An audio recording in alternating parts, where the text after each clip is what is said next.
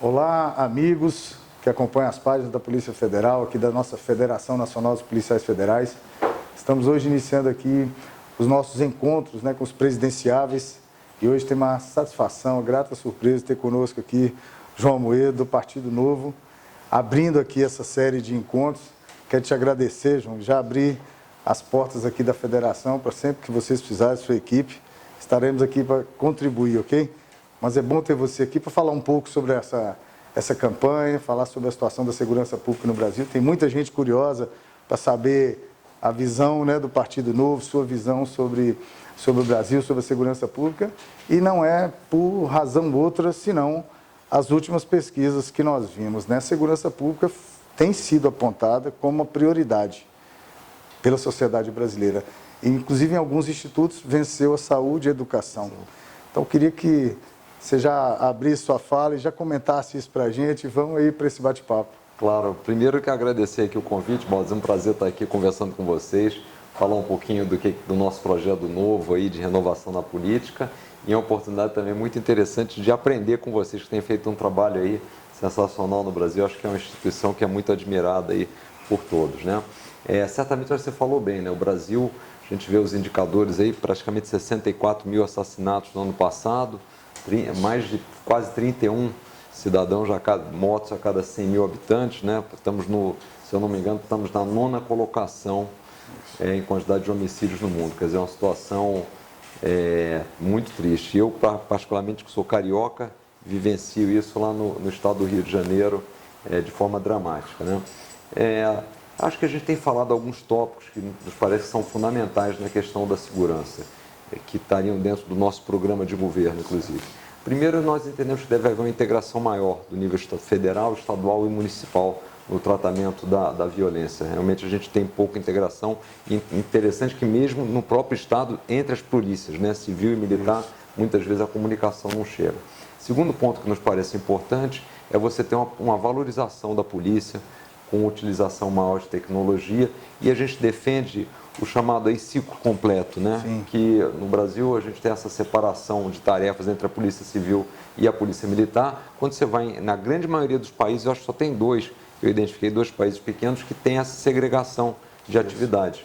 Então a gente seria favorável que de fato a polícia fizesse o ciclo completo. Eu não sei se no primeiro momento partir de fato para uma fusão das duas ou manter as duas separadas, até pelas questões históricas, mas fazer com que elas pudessem ter o ciclo completo. Terceira questão que nós achamos que é fundamental é um combate firme ao crime organizado, que se espalhou muito pelo Brasil. Eu entendo que a gente possa fazer isso com utilização de inteligência, rastreamento do fluxo financeiro, realmente para identificar e tentar cortar esse processo que tem sido crescente. Um outro ponto importante é a questão dos presídios, Sim. A gente tem uma falência do sistema prisional. Patinho feio que alguns consideram, Mas assim, não tem jeito. A gente tem que aumentar, tem uma série de mandatos de prisão expedidos que não estão sendo cumpridos. Exato. Infelizmente, as cadeias se tornaram quase que um lugar de treinamento para novos criminosos, para facções. Então, o que a gente defende aí é uma parceria público-privada, porque nós entendemos que o Estado não tem recursos para investir, mas a gente precisa investir na criação de novos presídios, precisa aumentar o encarceramento realmente para cumprir todos esses mandatos. Então, esse é mais um item.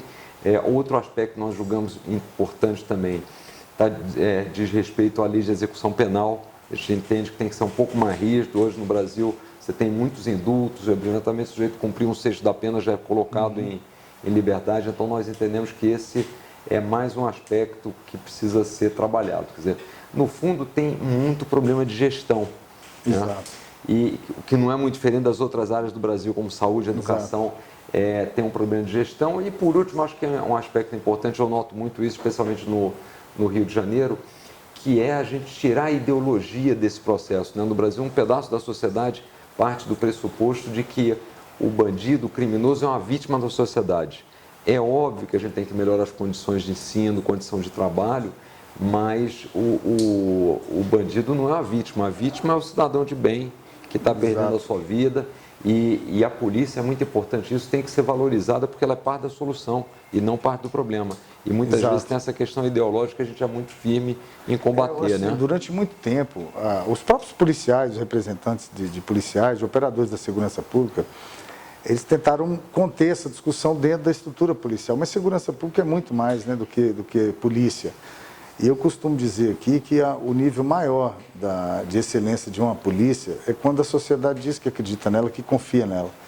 E nós temos esse problema hoje no Brasil, que é, na sua fala, a gente vê que você percorreu desde a prevenção até o sistema penitenciário, é perfeito. Isso aí, somado à integração do Ministério Público e do Judiciário, que tem que participar desse processo, né, de forma efetiva, isso aí fecha o conjunto para combater a insegurança, a impunidade e a falta de resgate daquele que é condenado, né, que é o que nós temos hoje, né? Os presídios nossos funcionam mesmo como universidades do crime. Inclusive fazem parte até da carreira do crime, né? Depois que passa pela cadeia, ele é alçado a uma condição maior, né? E eu não sabia, a gente foi aprendendo nesse processo de se preparar e tudo, que eles são divididos de acordo com a instituição, com a instituição criminosa. Então tem o presídio do PCC, o presídio do Comando Vermelho. Então se você é membro daquela... E ali passa a ser também uma etapa de recrutamento das pessoas, né? E se o Estado não interfere no funcionamento diário dos presídios, eles acabam dominando. Então isso aí é uma providência que é uma das urgentes e não é cara. Não exige grandes investimentos você regularizar a situação do funcionamento dos presídios. Quer dizer, se vai revistar todo mundo que entra, é todo mundo. Se vai instalar os parlatórios para que o visitante não tenha contato direto, contato físico com o preso, então que seja instalado em todos os presídios. Então, tem muita questão que se resolve apenas modificando os procedimentos. Não necessariamente exigindo grandes verbas ou grandes dotações orçamentárias para fazer essa mudança, né? Tem um negócio engraçado que eu sinto falta no Brasil, até quem veio da iniciativa privada, é aquela questão das melhores práticas, né? Quando você tem um modelo qualquer, uma determinada filial, por exemplo, que funciona melhor, a primeira coisa que você quer fazer é implementar aquele modelo, aqueles procedimentos em todas as outras. E no Brasil é interessante que não funciona assim, porque parece que cada gestão tem o seu feudo político. Então, se alguém tem alguma ideia boa, ela não é implementada e não é disseminada, porque seria como se você referendasse a ideia de um determinado gestor. E aí, quem acaba sofrendo é a população. Então, essa questão de procedimentos, uniformizar e adotar o melhor, acaba não sendo feito. A política de escolha de amigos para gestão, isso tem que acabar. A pessoa mais competente, mais capacitada, né, usando de meritocracia, de experiência, tem que ocupar as funções de maior importância, principalmente quando você está implementando grandes projetos, que têm altos custos. Falando um pouco aqui agora de fronteiras, né, já encaixando nesse assunto, a gente estava falando sobre isso. Nós temos essa diversificação da faixa de fronteira nossa. Nós temos fronteira seca, tem lago lá em Itaipu, Elacus, tem fronteiras com selva, com Pantanal. Então, há toda sorte de relevos, de estruturas ali que foram criadas pelo Brasil e pelo país vizinho. Nós temos cidades que são coladas, são juntas, como Ponta Porã e Pedro Juan, como Rivera e Santana do Livramento, lá no Rio Grande do Sul. Então, há essa dificuldade até que é histórica, né? Porque as cidades estão unidas. Né? Mas também há um quadro de abandono e de falta de fiscalização e de especialização nos grupos que trabalham lá, que é interessante. Por exemplo, a política na Polícia Federal até hoje tem sido enviar policiais novos para lá. Mas lá é o que nós chamamos de clínica geral, quer dizer, você vai tratar de questões de segurança nacional, você vai controlar quem entra e quem sai do país, você vai controlar todas as mercadorias, produtos que entram e saem do país. E aí eu estou falando de produtos legais, ilegais, permitidos ou não permitidos, que você tem que encaminhar para a parte aduaneira, produtos falsificados. E isso, o brasileiro ainda não fez a conta do tanto que prejudica o Brasil. Então, esse estabelecimento de uma política de controle das fronteiras, ele é essencial para nós hoje. E a Polícia Federal faz parte disso, junto com a Receita, com o Ministério da Agricultura, os outros órgãos que já trabalham conosco, Polícia Rodoviária Federal, e o mais importante, integração com as polícias estaduais. Né? Que no estado de falência que está a nossa estrutura, elas também não conseguem dar a sua contribuição para um sistema integrado que funcione de verdade. Né? Então, o trabalho com os governadores, eu acredito que vai ser um grande desafio nisso também. É importantíssimo, é fundamental. E eu imagino que na parte de fronteiras tenha muita coisa a ser feita com o melhor uso de tecnologia, né? Para baratear o processo e você dar eficiência. Inclusive, é algo que a gente tem falado não só para a segurança, mas todas as áreas. Por exemplo, saúde é uma área que você pode melhorar muito o atendimento através da tecnologia, telemedicina, prontuário eletrônica, quer dizer, uma série de coisas para otimizar a gestão pública, a ideia de fazer mais com menos, né? Dado que não dá para pagar, continuar trabalhando aí 5 meses por ano só para pagar imposto. É verdade. E agora, para o brasileiro, para o policial federal, que quer ver a Polícia Federal com índice de eficiência maior, no trabalho que acertou, dar continuidade, intensificar. Queria que você falasse um pouco sobre isso, porque há uma grande expectativa do que um presidente, né, nosso como ele vai olhar para a Polícia Federal, né? Então, está contigo aí essa... Eu acho que, primeiro, a gente, acho que é uma das instituições, o Brasil sofre muito hoje uma crítica às instituições em geral, né? Ao Supremo, aos partidos políticos, ao Congresso, tem uma crítica. E aí, sem dúvida, um ponto fora da curva, um destaque é a Polícia Federal, né? Foi uma instituição que ganhou a admiração aí da grande maioria dos brasileiros. Então, acho que isso tem um mérito do trabalho que está sendo feito, da postura ética, da competência. Então, acho que a primeira coisa que um presidente tem que fazer é, de fato, manter a instituição imune à gestão política. Acho que isso é fundamental, manter a autonomia, manter os quadros técnicos, a qualificação, um sistema de carreira e, claro, podendo investir mais em treinamento, na seleção das pessoas, acho que isso é fundamental. É isso que eu gostaria de fazer. A gente ainda tem aí um processo grande que é incentivar a Lava Jato, um combate muito forte à corrupção. E por que eu acho que a corrupção é muito importante, né? Por duas coisas, presidente. Não só pelo desperdício, pelo mau uso do recurso público, mas também pela imagem que você dá para a sociedade. Quer dizer, você está sinalizando para as próximas gerações que tipo de cidadão você quer, né? É a história de não andar no acostamento, fazer as coisas certas, que é muito importante no novo, quer dizer. E no Brasil a gente perdeu um pouco esse parâmetro, né? Então acho que a Polícia Federal é um organismo muito para isso. A gente gostaria de fortalecê-la, manter o caráter técnico, aparelhar de forma adequada, quer dizer, porque ela tem feito um trabalho que tem que servir de exemplo para outras polícias, né? Ótimo.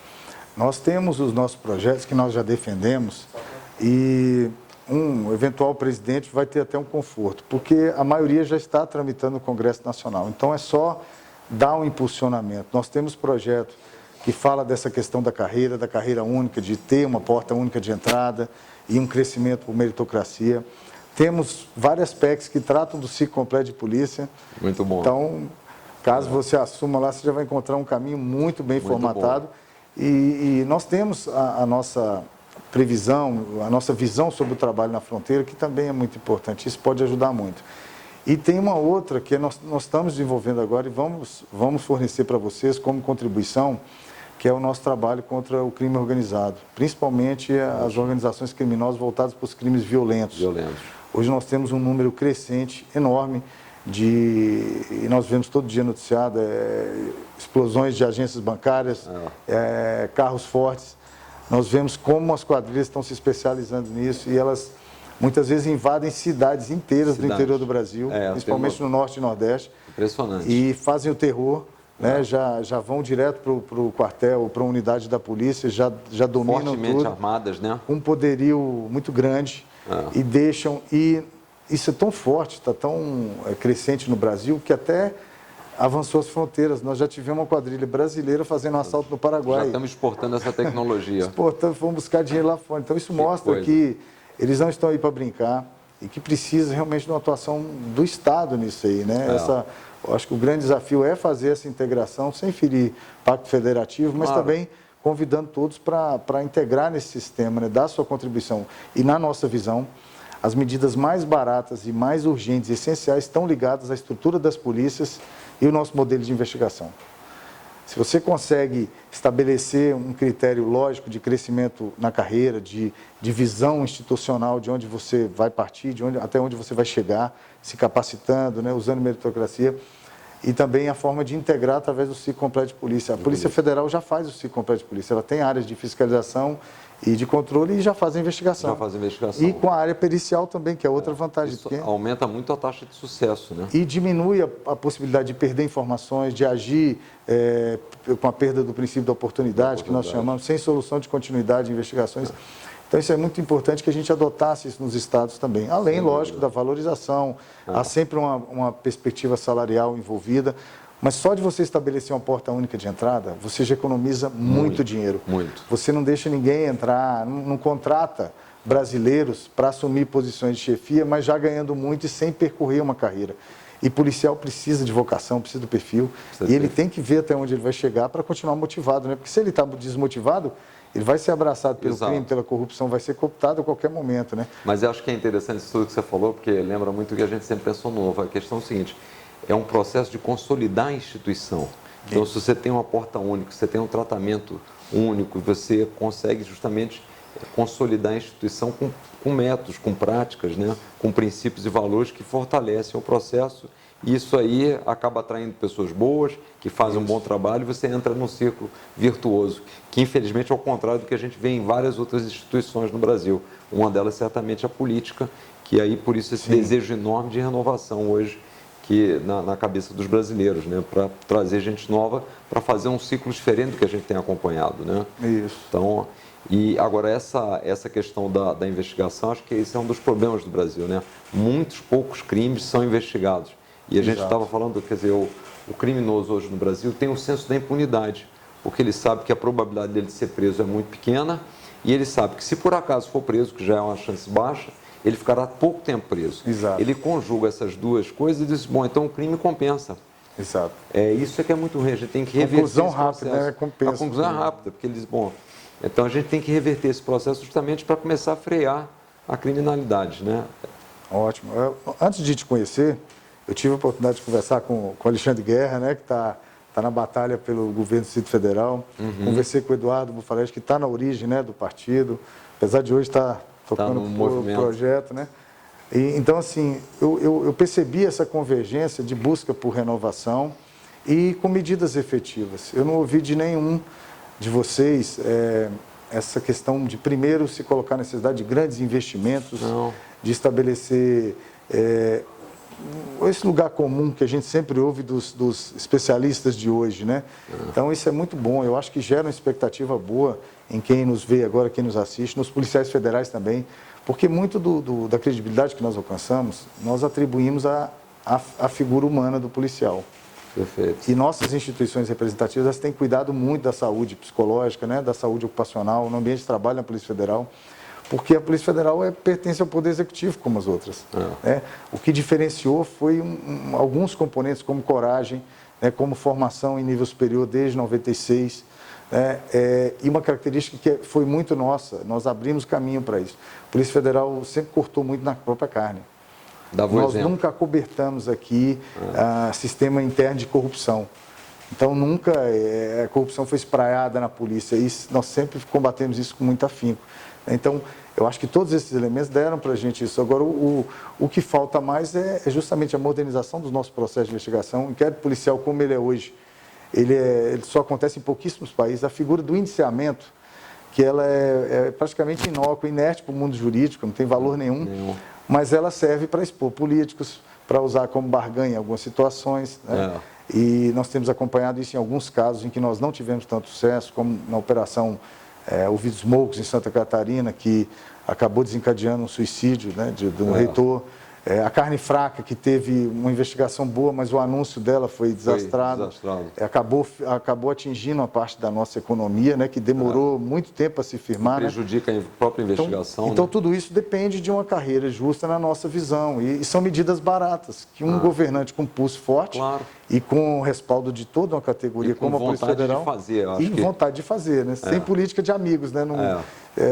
Acabando com essa política de amigos e realmente primando pelo funcionamento bom da instituição, né? Não, eu acho que tem uma coisa importante que a gente estava falando aqui, é exatamente isso, a gente poder usar modelos da Polícia Federal para as outras polícias, né? Isso. Práticas e procedimentos que foram adotados, e acho que é uma característica nossa do Novo também, tanto aqui no Distrito Federal como no Governo Federal, é o seguinte, a gente precisa conversar com quem está à frente do negócio. Ninguém melhor do que quem está participando, que está à frente como vocês, para saberem quais são as melhores ações a serem feitas. Quer dizer, os gestores públicos que estão nos seus cargos não podem se considerar, e isso é um ponto importante nosso, sabedores de tudo. A gente tem que conversar, tem que ter uma pessoa que esteja disposta a fazer as mudanças, que monte bons times, mas que vai ouvir quem está na ponta. Isso. Ninguém é melhor do que está na ponta, do que sabe quais são os procedimentos, o que funciona bem, o que já foi testado, porque senão acabam vindo medidas que só trazem mais burocracia. Exato. E os resultados são muito ruins, né? Exato. Então, é sempre o risco que a gente tem. E eu que trabalhei sempre na iniciativa privada, é o seguinte, olha, quem que está na área comercial, que está na ponta, quem está falando com o cliente é quem sabe o melhor roteiro a ser feito. Né? Ótimo, essa visão aí, se fizer adaptação para o serviço público, principalmente para as polícias, acho que serve muito bem, bem. A quantidade de informações que a gente coleta, né, E nós temos um colega, que é um analista nosso da polícia, o Marcos Candiuzzi, lá de São Paulo. Ele fez uma análise interessante sobre as últimas investigações importantes no Brasil, né, como a morte do candidato Eduardo Campos, naquela época, né, um acidente de avião, e até agora a vereadora Marielle e outros tantos brasileiros que morrem, né, a policial militar agora, a Juliana, que morreu também de forma brutal. E nós avaliamos o quanto o modelo nosso é ineficiente para dar resposta para os familiares, para as pessoas, né? No caso do Eduardo Campos, para os eleitores que tinham expectativa nele. Então, não é um problema só de seletividade, do que você vai investigar. É um problema que está na raiz, na essência, que é o modelo nosso, né? No caso da Marielle, nós discutimos isso muito aqui, uma questão bem prática, que envolve ciclo completo de polícia e carreira. A Polícia Militar é a primeira a chegar, ela faz o isolamento ali, e a primeira peça que vai ser aguardada ali são os peritos. Quer dizer, no Brasil, a investigação não começa verdadeiramente no local do crime, ela começa com um boletim de ocorrência e lá mais à frente com um laudo pericial. E vai para as mãos do delegado que vai decidir em que momento vai iniciar a investigação. Então, enquanto nos outros países, Estados Unidos, Espanha, os investigadores são designados para o local de crime, para já coletar as primeiras impressões. São os primeiros. E aí os peritos, exato, eles chegam logo na sequência, pegam as primeiras informações com os policiais que chegaram primeiro, e esses policiais pertencem à mesma corporação. Óbvio. Então eles têm aquela previsão, lá no futuro eu vou ser esse investigador, porque ali ele está no início da carreira, né? Ele está fardado, ele está fazendo o trabalho preventivo, mas ele pertence à mesma estrutura. Então, todas as informações que ele coletou inicialmente vão para dentro da própria estrutura. Não vai virar papel para depois ser levado para outra estrutura. E acredite, muitos policiais militares têm que bater as portas da Polícia Civil para receber aquela ocorrência. Então, eu acho que isso talvez seja a maior desconexão que a segurança pública nossa vive aí em âmbito estadual, né? Essa falta do ciclo completo de polícia no trabalho preventivo e de investigação. Quer dizer, você traz uma ineficiência muito grande ao processo todo. É como se você terceirizasse do menor ao maior serviço, mas as empresas não conversassem, não tivessem obrigação nenhuma com a outra, nem com o contratante. Pelo resultado final. Exato, sem compromisso com o resultado final. Compromisso com o resultado final. Então, a gente vê muito isso aí. Essa, sem dúvida, eu estava vendo, eu acho que é só Costa do Marfim e tem mais um outro país que adota polícias com ciclos diferentes, quer dizer, sem fazer o ciclo completo. Tem Quênia, Uganda, que ainda adotam a papelada, a redução a termo. Hoje, se a gente fizer uma pesquisa de quantos brasileiros que forem furtados no celular e que fazem no centro da cidade, que procuram a delegacia, vai ser mínimo. E aí gera uma coisa interessante, que é o que nós chamamos de cifra oculta, né? No Brasil, nas grandes capitais, há uma tendência a dizer que a criminalidade diminuiu, a quantidade de furtos, mas não é. É que o brasileiro simplesmente não está procurando mais a polícia, porque ele sabe que o registro vai ser demorado. E não vai dar em nada. E que, principalmente, não vai ter o bem de volta, não vai dar em nada. Não vai ver justiça sendo feita, se for um caso de homicídio, e não vai ter o bem recuperado. E aí fica até difícil a gente avaliar exatamente a evolução do trabalho, porque você não tem os dados corretos, né?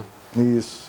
Então, a coleta é deficiente. João, queria que você falasse um pouco aí, já finalizando, te agradecendo demais pela presença aqui conosco. Tenho certeza que os federais aí no Brasil estão contentes com sua participação, agradecidos. Obrigado. E os que acompanham nossas páginas, né, que são muito mais, né, os brasileiros que gostam do nosso trabalho. Queria que você falasse um pouco da sua caminhada, o que você acredita, como é que você está vendo esse pleito e para esses 45 dias aí, pouco mais de 45, né, de campanha, o que você está esperando? Olha, na verdade é um projeto aí bastante novo para a gente, né? Eu nunca me imaginei na política, a gente começou isso lá atrás, em 2009, e a ideia era única e exclusivamente tentar melhorar a gestão pública.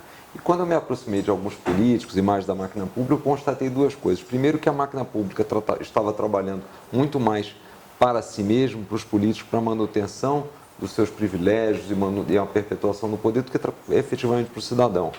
E que para mudar isso a gente teria que trazer novas lideranças.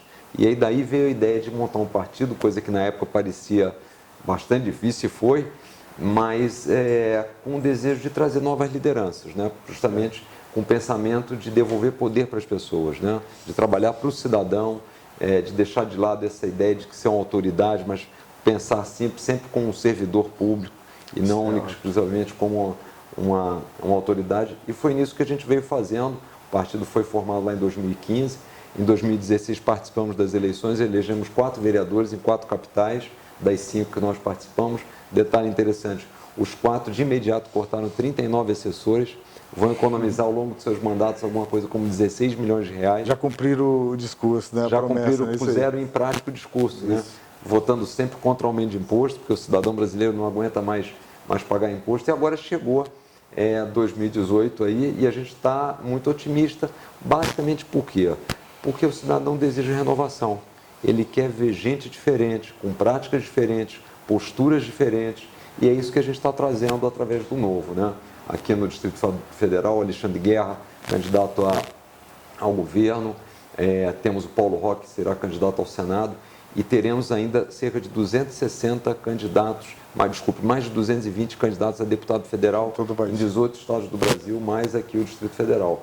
Para quê? Para renovar a política, colocar práticas novas, trazer novas ideias, melhorar a eficiência da gestão pública, dar mais liberdade para o cidadão, investir mais na segurança, em educação, combater de fato a corrupção com a máquina do Estado, que nós entendemos que tem que estar atuando nas áreas essenciais e não se meter a fazer administração de posto de gasolina, instituição financeira, entrega de correspondência. Tem que estar naquilo que precisa. O cidadão demanda o quê? Primeira coisa que a gente demanda do Estado, segurança, né? Depois, uma saúde digna, pelo menos. Educação básica, fundamental para que as pessoas tenham a mesma oportunidade. Então, assim, o nosso desejo, o nosso sonho é realmente transformar o Brasil num país seguro, simples e livre, onde todas as pessoas tenham oportunidade. E é isso que a gente está trabalhando. Estamos aí rodando o Brasil todo, porque o partido é pouco conhecido. Eu também não era uma figura pública, mas a gente tem crescido bastante nas mídias sociais, na aceitação do público, nos eventos que a gente tem feito. Então, é um prazer estar aqui conversando com vocês, podendo ainda disseminar um pouco mais essas nossas ideias, realmente nos apresentar como uma opção diferente do que está aí. Quer dizer, não faremos coligação com os partidos que estão aí, porque a gente não se identificou. A gente sempre tem dito que a nossa coligação é com o cidadão brasileiro que quer mudança. Então, esse é o grande desafio, né? Tornar o projeto, o Novo, mais conhecido, para emplacar congressistas lá, para começar a fazer reformas tão necessárias para o Brasil entrar no trilho do crescimento, né? Tá ótimo. Eu sei que daqui para frente você vai ser muito perguntado sobre assuntos menores, legalização da maconha, questão de desarmamento, mas eu acho que o mais importante é isso, é manter o foco no que o Brasil realmente precisa, né? Nós não resolvemos nem os problemas básicos, já estamos tratando de questões que os países de primeiro mundo agora que estão se readequando, né? Mas, eu tenho um amigo, só te interrompendo, que diz o seguinte, ele falou, João, quando me perguntam isso, fala assim, a Suíça já resolveu? Aí você fala, não, então vamos deixar para lá, vamos resolver os nossos. Quando a Suíça resolver, aí a gente... Essa visão aí é ótima. Então é isso, assim, simplicidade, praticidade, foco é o fundamental para a gente dar certo. Tá, nós já estamos acompanhando ali os comentários, o pessoal falando que você é o candidato deles, então já tem o pessoal se manifestando nesse sentido. Legal. Quero desejar boa sorte para você nessa caminhada. Os federais... Tenho certeza que nesse momento estão agradecidos por sua presença aqui, abrindo essa série de encontros e que o Brasil saiba receber as mensagens, os projetos, né? E a partir de agora e com outros eventos que você deve participar, programas, que a mensagem seja bem difundida, chegue pura para todos, né? Para que se alcance aí dentro desse projeto que vocês estão almejando, tá bom? O que depender de nós aqui da Federação Nacional dos Policiais Federais, contem conosco. Segurança Pública é nossa área, a gente pode ajudar mais. Mas nós temos muitos federais que atuam também na área de educação, de projetos sociais. E vamos colocar à disposição dos candidatos, o que a gente puder contribuir, achar que a gente pode, claro. Sem dúvida. Nós estamos com vocês nessa caminhada, tá bom? Muito Força obrigado. nessa campanha. Muito obrigado, Nádio. Se precisar de nós, conte conosco. Vamos precisar sim.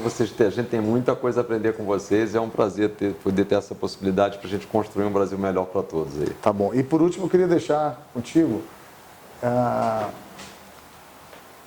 o rol de propostas nossas da federação, que envolve os pontos que nós conversamos aqui.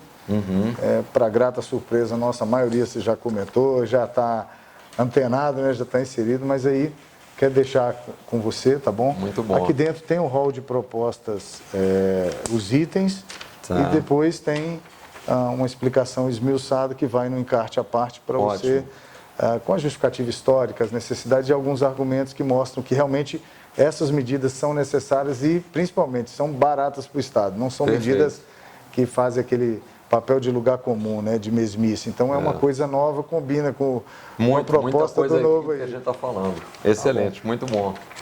Excelente contribuição para o nosso programa. Obrigado, força nessa caminhada aí. Obrigado, João Amoedo, aqui com a gente hoje, abrindo os nossos encontros, né, com os presidenciáveis. Está aqui, agora o pessoal vê o vídeo, assiste, avalia bem. Um pré-candidato aqui, um candidato agora, né, à presidência da República, para os brasileiros aí, os amigos das nossas páginas, avaliarem e votarem no dia 7 de outubro. Tá bom? Perfeito. Um abraço. Um abraço, obrigado.